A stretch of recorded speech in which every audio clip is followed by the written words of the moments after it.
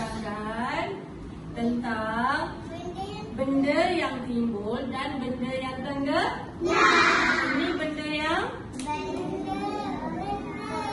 timbul. Pandai puas sikit. Ini apa dia? Lagi sekali. Timbul tu apa dia? Ya, dia benda yang timbul tu benda yang boleh terapung. Bila kita letak dia terapung. Okey. Yang tenggelam apa? Jadi dia jatuh ke bawah dekat dasar. Kat bawah sekali tu nama dia tenggelam. Okey. Siapa nak tahu mana benda timbul dan mana benda tenggelam? Okey, benda yang timbul, benda yang ringan ke berat? Benda yang timbul, yang ringan ke berat? Berat. Dia timbul berat ke ringan? Ya, yang ringan timbul. Yang berat tenggelam. Okey. Kita tengok dulu. Kita nak cuba apa dulu? Okey. Ustazah nak cuba. Ini ringan ke berat? Tenggelam ke timbul?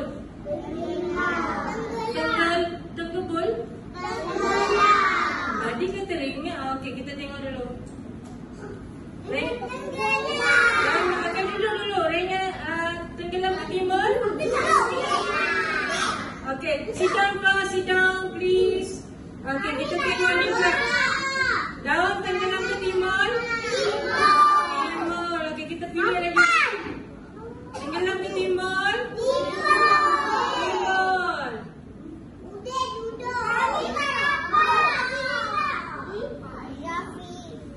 Okey, kita tengok straw. Straw tenggelam ke timbul?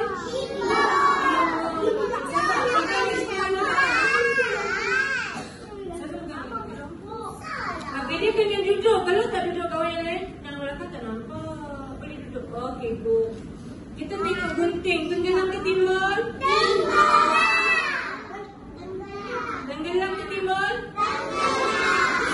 Sit down please. Okey, kita tengok pula paperclip. Ni nama dia apa? Dia ringan je. Tenggelam ke timbul? Tenggelam ke timbul? Kita tengok. Tenggelam sebab dia besi. Tenggelam. Okey, kita tengok.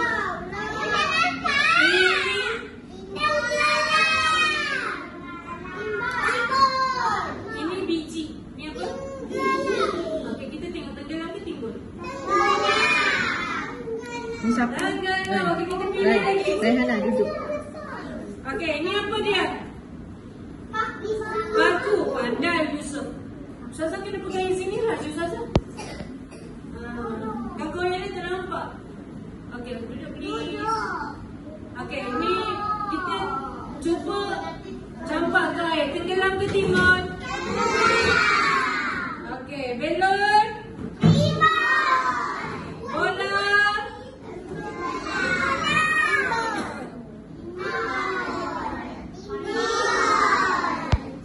Sepit.